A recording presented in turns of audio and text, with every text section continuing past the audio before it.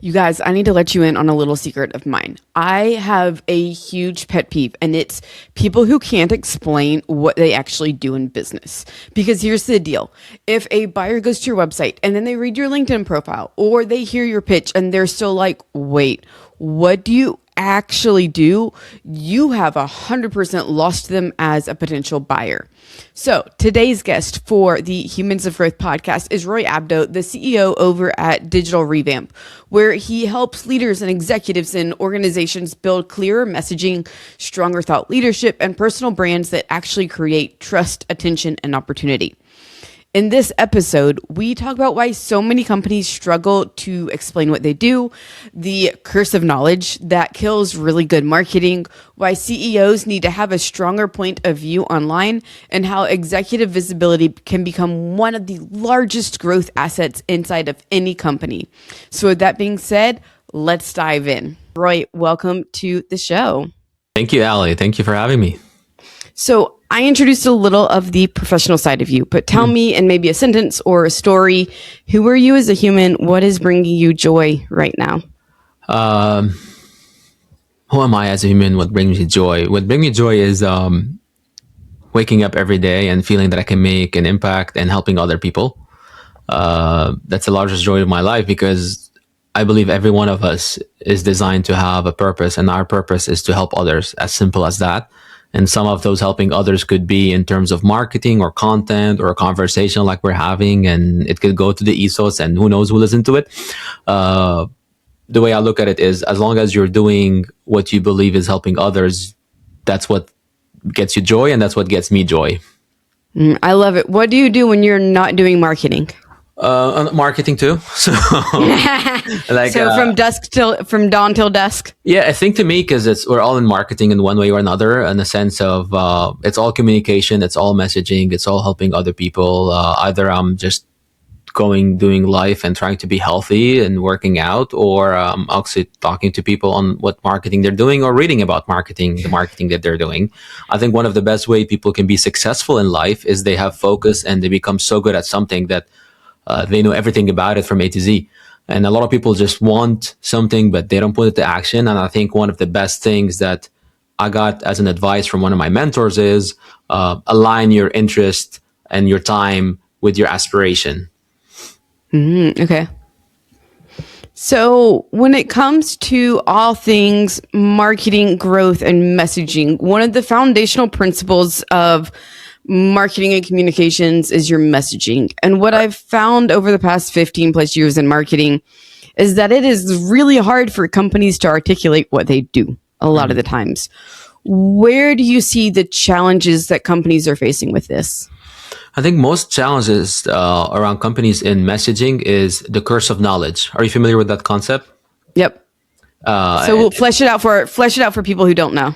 If you don't know what I mean, curse of knowledge, if I told you right now, the CTR of the CPC is around 6%, while the ROI on the CTA is not higher than that.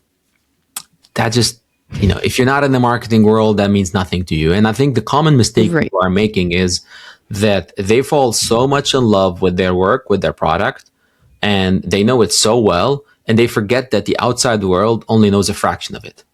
And they go out to the world leading with that curse of knowledge, that messaging, that deep. In reality, their decision makers are making that decision on the knowledge. Let's say on a scale to 1 to 10, you would know your product 10 over 10. Your buyer is making decision on a skill level of a 3 or 4 in terms of like a spectrum. So the common mistake in messaging is being so deep in the messaging. And I did a post in my Instagram, I think yesterday, we had one piece of content on it. If I told you right now, I'm a growth specialist, omni-channel director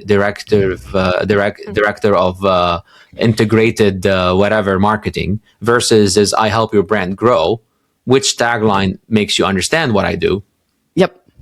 And that's the common mistake that people make. They fall in love so much with their work, they forget that the average person just knows, okay, I want to grow, I want to get customers, I want to grow my business, Right. And I think it's like when you're in the thick of it, you become That's your entire identity. And the people you talk to, your colleagues, your coworkers, they know the jargon. They get it. Yeah. But when you're talking to your customers and your clients, they have no idea what you're talking about. And so to some degree, it sounds a little bit almost condescending, but it's like you have to talk to your customers like they're 5.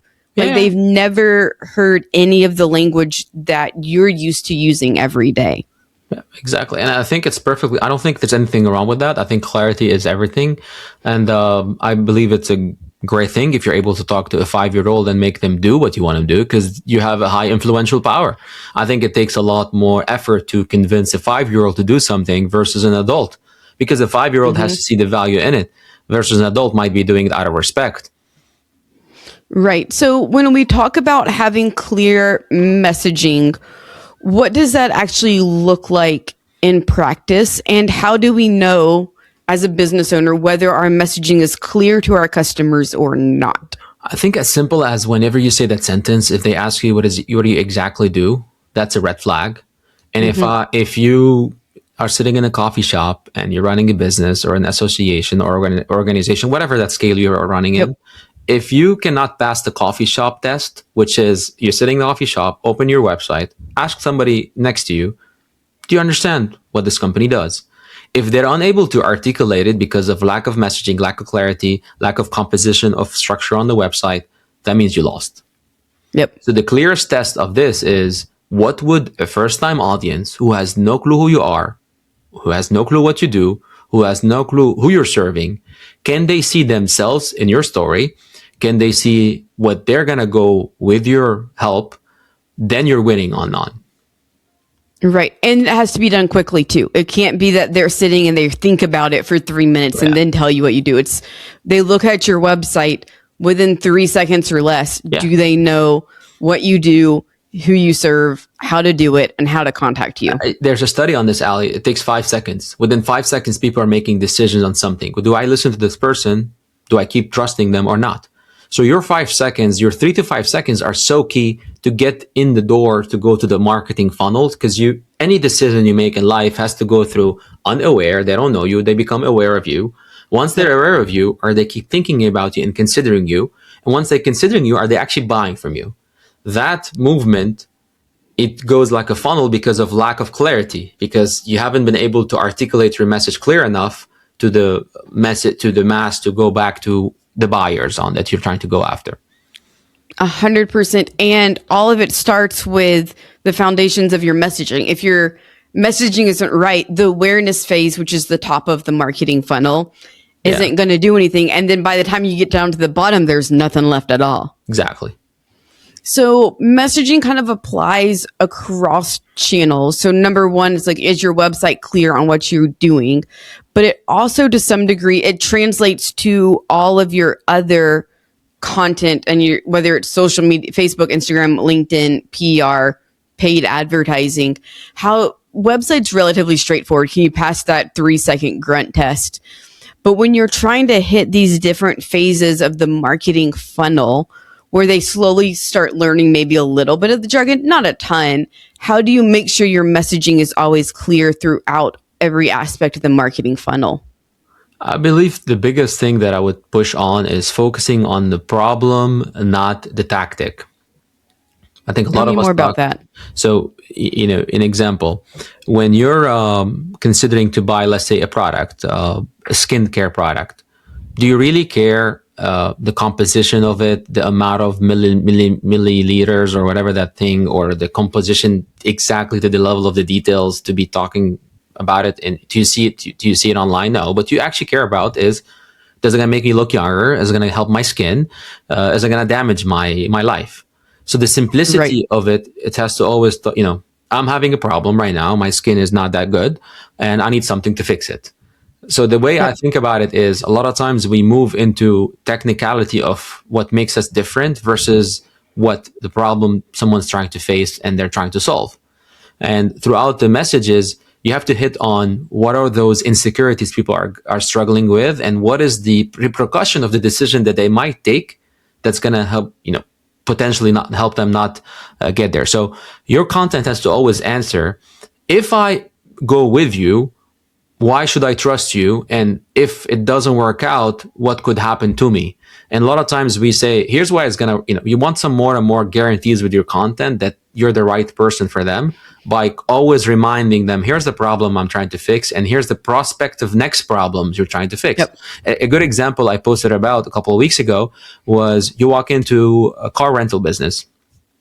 The car was supposed, it's an example from a book by Alex Hormozy. You walk into the car and it's supposedly $25 a day, the car. But your bill, as you're walking outside of that car dealership, car rental business, it's like $150. Why? Because the person on the front desk asked me a couple of questions. Do you want to return the car? Do you want us to fill the car when you come back? Do you want insurance on this? Do you want to pick it and drop it anytime you want? Those three questions are potential future problems that they help me solve. So I end up buying each one of them. So it's not just a matter of selling, it's a matter of selling and reselling for the future prospective problems if they make that one decision with you.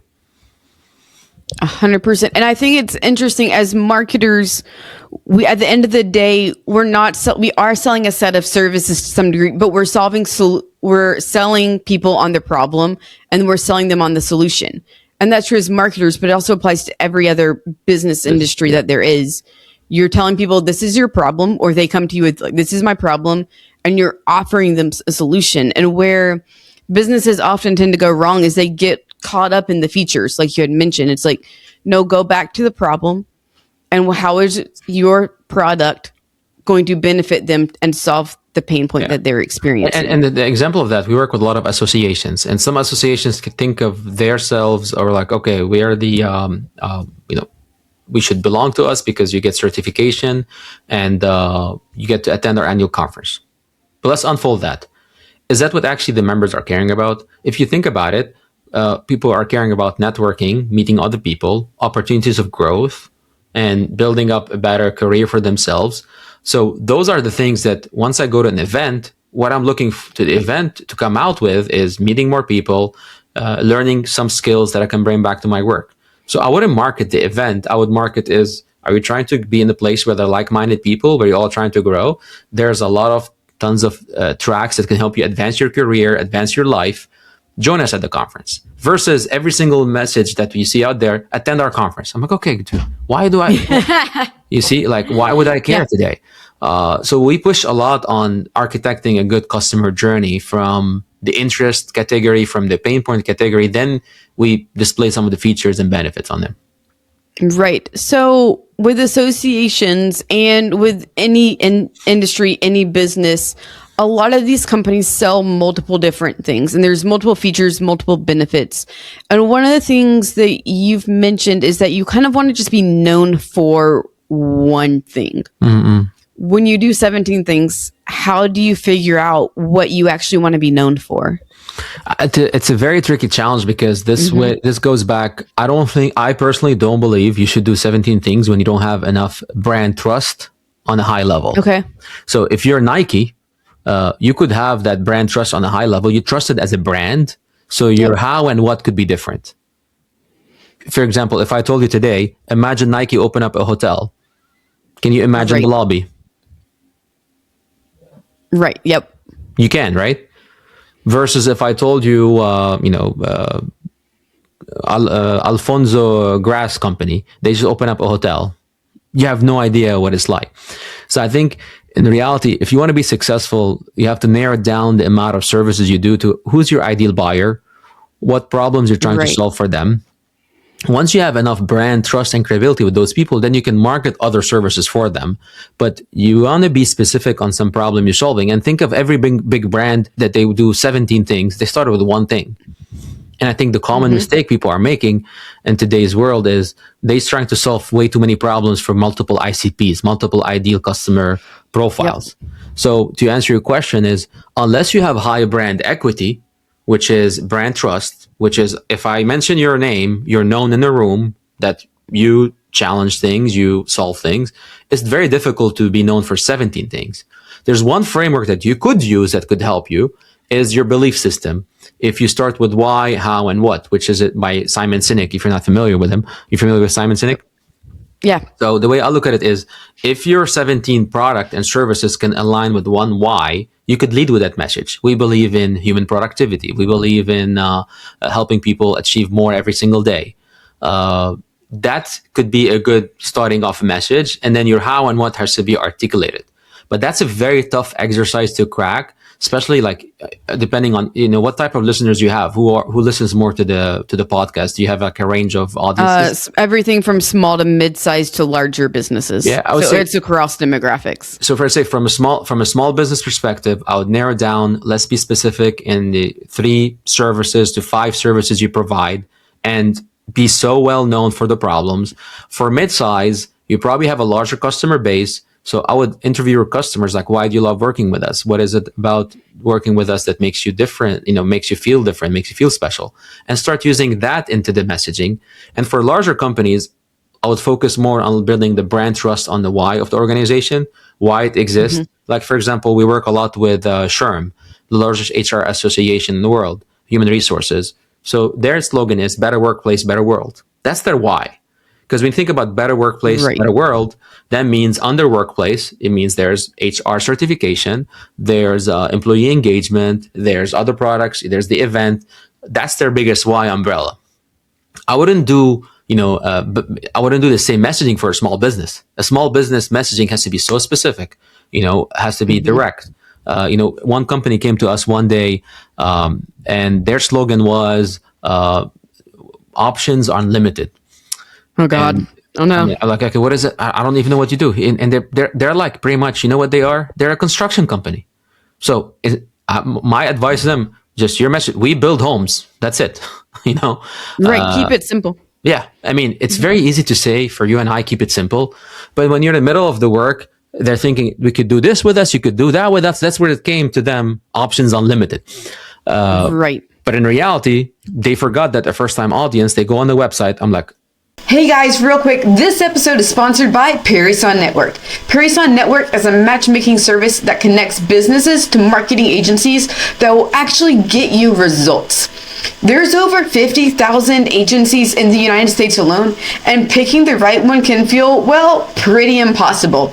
Parison Network simplifies the entire process by doing all of the vetting for you. From the initial agency search to interviewing and vetting the top marketing agencies to getting proposals and helping you with the discovery call, Parison Network does it all. This way, you end up partnering with a marketing agency that actually delivers outcomes, not empty promises. If you're ready to stop wasting money on marketing that just doesn't work, visit ParisonNetwork.com and get your free agency search started today. That's ParisonNetwork.com, PERISSON network.com. okay, Smith's Associates, options unlimited. Okay, good luck to know what they're trying to do. Or this other company working with, we're a technology platform that enables you to have solutions.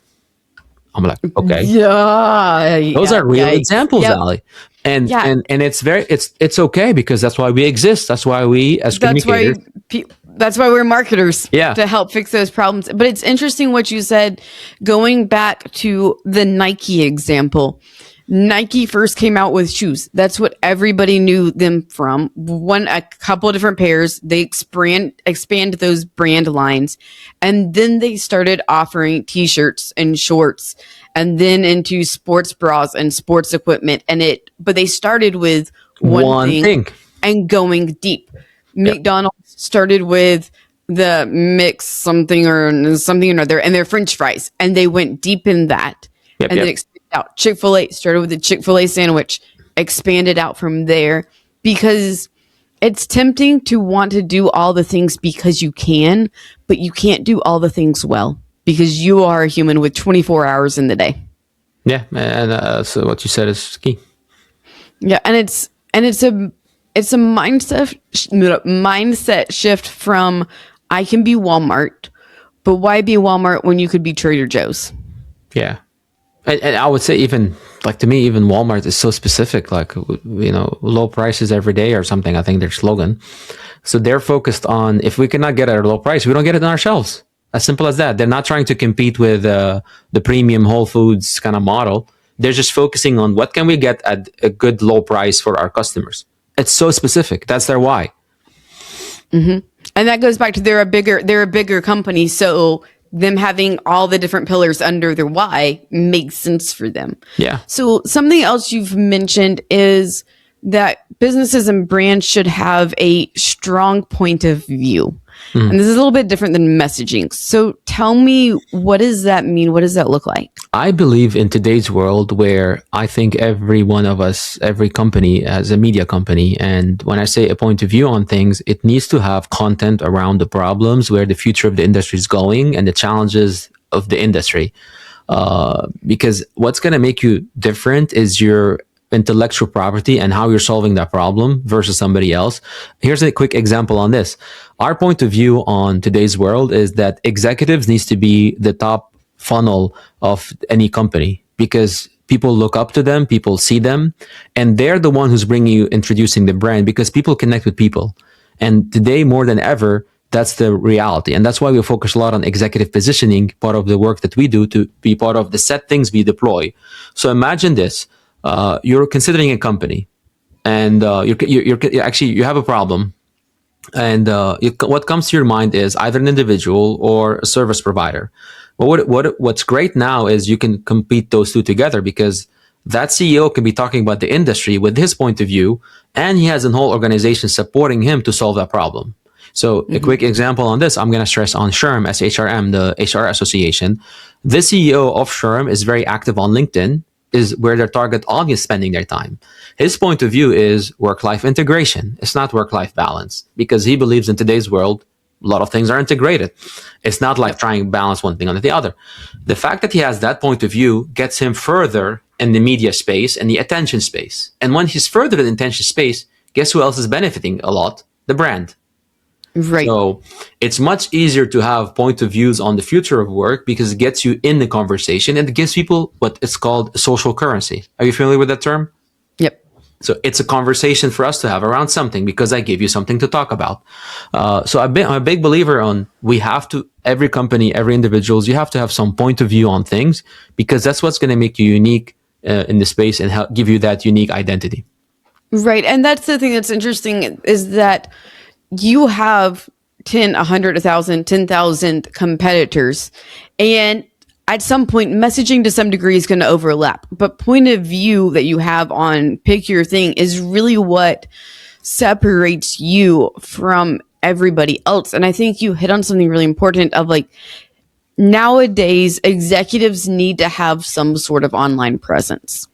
And it serves a couple different purposes. You have it for marketing, for getting new customers, for getting new clients, but it also helps with internal communications as well, because people want somebody that they can rally around. We're tired of the faceless brands, faceless entities, and you need someone that both your customers and your clients can rally around, as well as your team and your employees can rally around. So with that being said, how do you go about building an online presence for your executive team? So there's a couple of things I always say to, because we get tons of, I mean, not tons, we get a lot of inquiries. Tons is a big word, right? We get a lot of inquiries of people like wanting to build their executive positioning, executive brand. But my first question to them, do you actually have something to say? Do you have a point of view on the industry? And some of those executives sometimes come to us as, believe it or not, they're like, well, I don't know. I mean, I don't think people care what I say. I'm like, obviously they do, because you made it CEO to this organization for a reason. One joke I say sometimes, like, my wife doesn't care what I say. I'm like, oh, she might not, but your employees would, because it's impacting their life and their livelihood. And the way I look at it is, the first thing we look at it is, where's the industry's going? What's that executive point of view on it? What is his strengths point? Is he good on is he good on video? Is he good in writing? What's his internal comm team is good at? Then we assess where we complement them. Our special skill is we are really good in connecting and complementing internal team members to build that executive profile. Because like you said it, from our data, we know it. The first people who see a piece of content are the internal employees of the company. Then the world sees it. So we make a list of the content that could be potentially talked about, the point of view or the futures industry, and we interview the executive. And based on that, we get our messaging across. And we've been applying this formula for over about 40 executives. and we're able to grow people at an expansion of like, 100% growth within the first year to 300. We went from one executive 0 to 500,000 followers with a span of 4 years, and some of them like 250,000 within a year or two, because we get so specific on the problems, we go so specific on the communities, we go so specific on making the content for them that is related to the problems and the potential solution they're providing. Right. And that's where there's this separation with CEOs of, you can lead just your company if you want to, but why just lead your company when you can lead the entire industry and become the industry titan? And there comes a point when you have to choose as an executive, who do you want to be? Yeah. And I think for me, go ahead. What you're saying is, who do you want to be, is you've already decided you want to be the CEO, but are you going to be the CEO externally and internally, or is going to be the internal CEO that nobody knows about externally? I like it. So an executive, let's say a CEO says, okay, I'm going to start building my executive presence. You sit down and interview them. Where do you kind of start? How often should they, what platforms, where should they be posting? How should they be posting? It comes down to who's their target audiences and where they're spending their time. We have executives we work with on simply a newsletter, and we have other executives we work with them on their YouTube, Instagram, LinkedIn, TikTok. We have executives who only focus on LinkedIn. We have executive only focus on Instagram. It's going to come down to where your prospective customers or industry experts or peers are spending their time. And then we go from there. And then the second recipe we start with is, what is the common enemy in that industry, and what are you trying to fight? Ooh, I like that. Okay, go deeper into that for me. That's a secret sauce. That's Just kidding. no, because I think it's interesting. You can have, and I think it's Russell Brunson who talks about this, is you have the hero, the person you want to rally around, your CEO, your main idea, the why, but also what helps. And I see this, I don't want to go into politics, but what you see happening in politics is like, who's the enemy and how do we anti-rally around the enemy? Yeah. Like everybody, you look at marketing is just telling really good stories, and you know who the hero is. This hero is your client. You're the guide helping them solve their problems. But every good story has a villain. Yep. And who's the villain? so who's the villain? And is the villain another person? Is it a company? Is it a misbelief an idea? or something? Yeah. Or is it like, and it can be something as strong as just like, this is a pain point, or this is an idea that we are very much against. Yeah. And when you can create a villain, it gives people love to hate on a good villain. All the time. That's what moves. Like, and Hollywood was built on that. Hollywood was built on heroes and villains. Like you look at like Marvel, and I'm thinking of like, you go back to like the 80s and all the good comics, you have your superhero and you have the antithesis of them, the villain, and all good marketing, and not all of it, but most of it follows the frameworks that we see in Hollywood. Yeah. And so the more you can make your marketing follow those frameworks as well, the better it performs to some degree. And just make sure you're following a top chart movie. So this way you're not following a movie that didn't do well. Yeah. And that's where, like, are you familiar with Story Brand? Yeah, of course. Don Miller. I follow him. Yep. I've read his book too. Yeah, I'm down the street from him. So it's like, how do you start with your hero? So like Luke Skywalker, your client, goes on has a pain point that you're going to solve, and you're the guide. You are Yoda at the end of the day, helping them conquer the Empire, become a Jedi. But you have the villain and you have the hero. And if you follow that framework, you do really well, because all these Hollywood movies follow the same framework. Yeah. Unless you're looking at indie films, and please don't look at the indie films to base your marketing off of. We'll just leave it at that. Yeah, it's true. So if someone wants to start closing kind of their visibility gap as both an executive and on a company level within the next 30 days, where is their number one starting point? Outside of getting in touch with us? Of course, yes. Besides getting in touch with you guys. Before, I would say number one thing is look at what you could do so well that serves the industry and serves your team. You're a good writer. That's a good skill for you to have. You're good on video. That's a good skill to have. You could do some good designs around things, visualize stuff. That's good skill to that. So look on the places you can really make an impact in terms of communication vehicle or communication tool. And I would just start recording the content and producing the content as simple as one piece of content a week. That's 4 a month. Think of it as a span of a year. Think of it as a span of 2 years, because unless you're getting in the industry as transactional and you want to leave the industry, there's no point of building that thought leadership brand. But you can build a personal brand around some of the interests you have, which is okay too. But this way it could be different interests that you have on your profile. So the number one thing, to go back to your question, is figure out what your vehicle is in terms of communication, and start putting a cadence for it. Yep. And your cadence, like, I like what you said, it's like once a week is a good starting point. It does not have to be every day getting started. Yeah.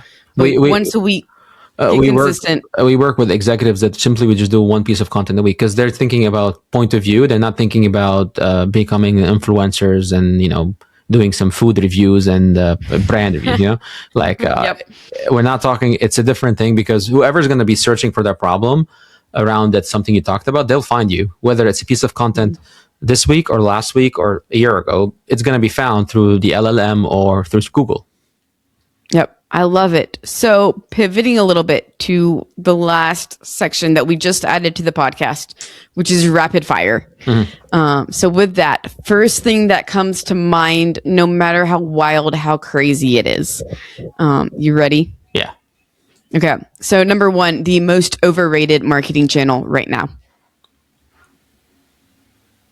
Facebook. The most underrated marketing channel right now. Reddit. If you had $20K to grow a business right now, how would you spend it? Understanding my customer. What's the one marketing kill you would die on? I don't understand the question. What's like the one thing that you would, like, every business owner needs to know about marketing? Database, building your data. If you had to start a non-marketing business tomorrow, what would it be? There's so many of them. What's the top two? I think probably I would do a bakery and a smoothie shop. Okay, I like that. I'll come work for you. And final question, the best marketing campaign you have ever seen? Seen or worked on? Because it could be both, right? It can be both. It can be both. It's a campaign worked on for the World Bank to raise food and agriculture, to raise money for the food and agriculture program. We're trying to raise $3.5 billion from countries. And how we went about that, we were building vehicles to be noticed by individuals who would be potentially writing checks as countries. That was the most fun campaign I worked on. Cool. I love it. Did you hit your target financial goal for that? Yeah, I mean, they did. It's a different level of target. But I mean, for me, I get excited for things that has an impact and does things for change people's lives. So if you notice, a lot of our work is in impact space, and I love individuals who are on a mission to change or disrupt something because they want to make an impact on the industry and make life better. So that's why I'm biased for some of the campaigns I always rate good.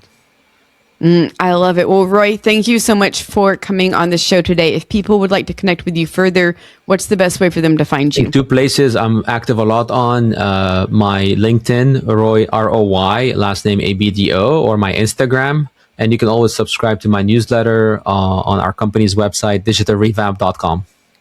Awesome. For everyone tuning in today, thank you so much for joining, and we will catch you on the next episode of Humans of Growth.